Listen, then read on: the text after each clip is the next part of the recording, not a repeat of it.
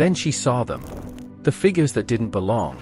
They stood among the crowd but did not move like the others. Some had hollow eyes.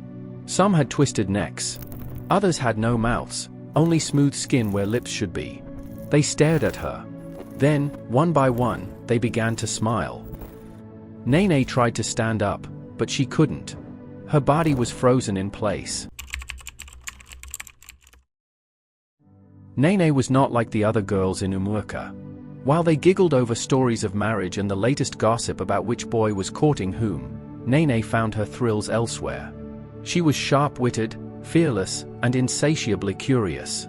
If there was a rule, her first instinct was to question it. So, when she first heard the ancient warning, "Never bend down and look between your legs in the market," her response wasn't fear. It was amusement. "Why?" she asked her best friends, Wendy and Uju, as they sat under the big Udala tree in front of her house that evening. Wendy gasped, nearly dropping the roasted corn she had been eating. "Nene, don't even say such things." Uju crossed her arms and shook her head. "This is not a joke, Nene. My grandmother told me that anyone who does it will see things they are not supposed to see. Things from the other world." Nene smirked. "And what? A ghost will come out and dance in front of me." Wendy shivered. "It's not funny. Those who tried it before were never the same again." Nene leaned forward. "Who? Name one person."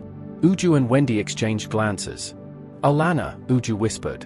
Nene frowned. "Who is Olana?" "If you don't know her, that's because she disappeared over 20 years ago," Wendy said. "She was just like you, curious, stubborn. She did exactly what you are thinking of doing. And she was never seen again." Nene scoffed. "Or maybe she just ran away?" Uju grabbed Nene's hand. "Promise us you won't try it." Nene grinned. "I promise nothing." That was all they needed to know. That night, Wendy and Uju whispered among themselves before deciding to tell someone who could stop Nene before it was too late: her older brother, Duru. Duru was not just Nene's older brother. He was her guardian, her protector, and sometimes, her jailer.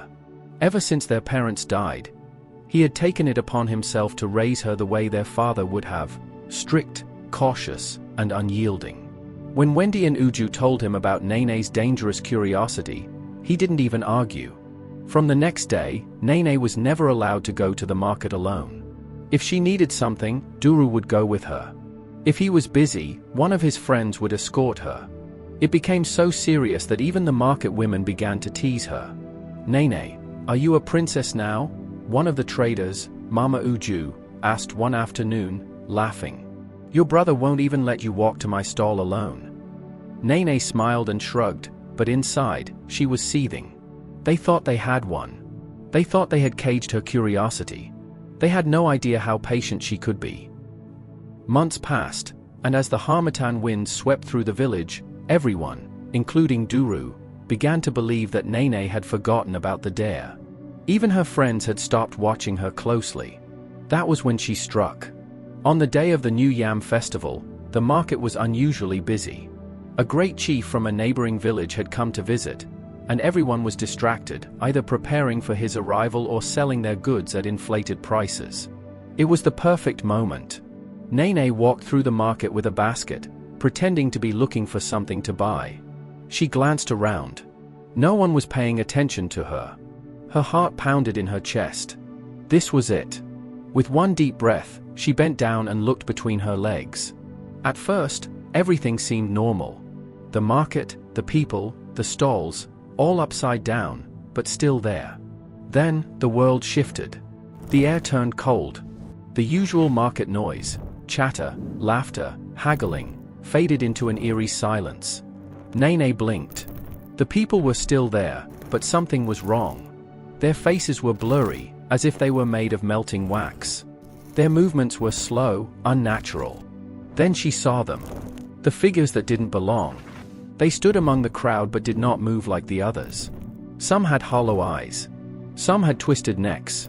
Others had no mouths, only smooth skin where lips should be. They stared at her. Then, one by one, they began to smile. Nene tried to stand up, but she couldn't. Her body was frozen in place. Her muscles ached, but she remained bent, stuck in that humiliating posture, looking at the ghosts through her legs. Then, the whispers began. "You have broken the rule. You have seen what you should not see. Now, you belong to us." Terror gripped her chest. The ground beneath her feet softened, as if it was no longer solid. It felt like quicksand, pulling her down. She tried to scream, but no sound came out. Hours passed. The sun began to set. People walked past her, but no one seemed to notice her. It was as if she had vanished from their world. The spirits circled her, their whispers growing louder. Then, just when she thought she would remain that way forever, a deep, ancient voice echoed through the silent market. "Let her go." The ghosts froze. A figure emerged from the shadows. Nene couldn't see its face clearly, but she felt its power. It was not like the others. It was older, stronger. The spirits hesitated. Then, one by one, they melted into the evening mist. Nene collapsed to the ground. When Nene woke up, she was no longer in the market. She was home. Duru sat beside her, his face a mixture of relief and anger. "You fool!" She swallowed. "What happened? You tell me." Duru thundered. "We found you in the market, shaking on the ground. We carried you home, but you didn't wake up for hours." Nene shivered. The ghosts. The whispers. Had it all been real? Duru exhaled sharply. "You are lucky." Then, for the first time, he looked afraid. "Not everyone who does what you did returns." Nene frowned. "What do you mean?" Duru hesitated. Then he told her the truth. There was a reason the rule existed. Years ago, a girl named Olana had done the same thing. But unlike Nene, she never came back to normal. Her body remained in the market, frozen like a statue. But her soul was lost in the spirit world forever. The elders had begged and pleaded, but the spirits refused to return her. That was why the rule had been passed down for generations. Nene felt her skin prickle with cold fear. "But why did they let me go?" Duru looked at her, and for the first time, she saw true fear in his eyes. "I don't know." Nene should have felt relief. She was home. She had escaped. She was alive. But she didn't feel free. The night after her terrifying experience in the market, she found herself lying in bed, wide awake, her ears straining against the silence of her small room. Then she heard it. A whisper. "We let you go, because you belong to us now." Her blood turned to ice. She sat up quickly, her eyes darting around the room. The moonlight streamed through the window, illuminating her wooden wardrobe, her small desk, the mat on the floor. Everything was as it should be. But the feeling wasn't right. The air was too heavy, thick with an unseen presence. She was not alone. Nene swallowed hard. "Who's there?" Then, just as she was about to lie back down, she saw it. In the corner of the room, where the shadows were deepest, a figure stood. It had no face. Just a shifting, black void. Nene's breath caught in her throat. It didn't move. It didn't speak. It just watched. She blinked. And it was gone.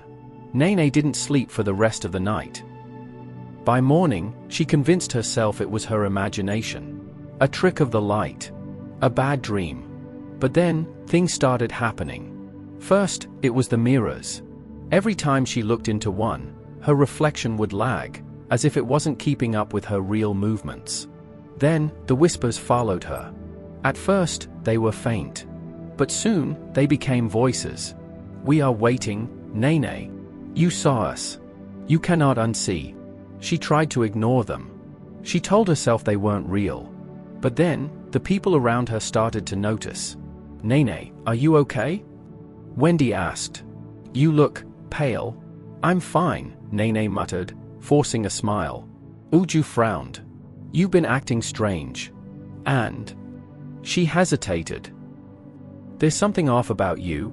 Nene stiffened. "What do you mean?" Uju leaned closer, lowering her voice. "Your shadow, Nene. It moves when you don't." Nene's stomach dropped. She turned sharply, staring at the ground. Her shadow was there, dark against the sunlit earth. Still. Normal. Uju must have imagined it. Right? Nene knew she couldn't ignore this any longer. She had broken the rule. She had seen the spirits. And now, they refused to let her go. She needed answers. There was only one person who might know what to do. The oldest woman in the village. Mama Ejima. Nene found the old woman sitting outside her hut, peeling cassava. She was frail, her back curved like a question mark, her eyes milky with age. But when she saw Nene, she stiffened. "You should not have come here," Mama Ejima said before Nene could speak. Nene's skin prickled. You know what I did?" The old woman exhaled sharply. "The spirits have already marked you, child. I can see it in your eyes." Nene swallowed hard. "What do they want?" Mama Ejima studied her for a long time before answering. "They let you go because you were never meant to be here." Nene frowned. "What does that mean?" The old woman's lips trembled. "You are not just a girl, Nene. There is a reason you have always questioned things others accept. A reason you have never feared the things that make others tremble." Nene's hands curled into fists. "Tell me." Mama Ejima sighed. "You are not entirely of this world." Nene froze. "That's impossible." The old woman shook her head. "Not impossible. Just forgotten." And then she told Nene the story. Long ago, there had been a child born under an eclipse. A child whose spirit was tied to both the living and the dead. That child was stolen. Hidden away among humans. A mistake. A temporary deception. And now, the spirits had found her again. Nene's head spun. "Are you saying I'm that child?" Mama Ejima nodded solemnly. "You were never meant to stay here, Nene. The spirits have come to take you home." Nene left the old woman's hut in a daze. She was not just a girl. She was something else. And the spirits would not stop until she returned to them. She had two choices. 1. Accept her fate and cross over to the other side, leaving her world behind. 2. Fight against it and risk the consequences.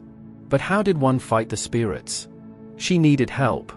And there was only one person she trusted to stand by her, no matter what. Duru. When Nene told Duru everything, he refused to believe it. "You're my sister," he said fiercely. "I don't care what that old woman says. You belong here. But the spirits, they won't take you," he interrupted. "Not while I'm alive." That night, Duru did something no one had dared to do before. He prepared. Not with weapons. Not with charms. But with sheer will. He stayed awake, watching over Nene as she slept. And when the spirits came, he was ready. The room grew cold. The shadows deepened. The whispers filled the air. "She is ours." Duru stood his ground. "No. She is my sister. She belongs with me." The spirits laughed. Flesh and blood cannot stop the will of the spirits. But Duru was not afraid. "You said she was stolen from you. But you are wrong." Duru roared, "She is not just of your world. She is also of mine. And I will not let you take her." The spirits hesitated. For the first time, they seemed uncertain. And then, as suddenly as they had come, they were gone. The air grew warm again. The shadows retreated. Nene gasped, her eyes snapping open. She was free. Nene never spoke of what happened that night. She still felt the spirits watching sometimes, but they no longer whispered. No longer reached for her. She had made her choice. She belonged in the world of the living. But deep down, she knew the spirits would never forget her. And neither would she forget them. Because once you have seen the other side, you never truly leave it behind. What do you think about this story? Have you heard of any of this kind of thing happening anywhere around you? Tell us in the comment below. Please subscribe to this channel for more interesting stories. Bye.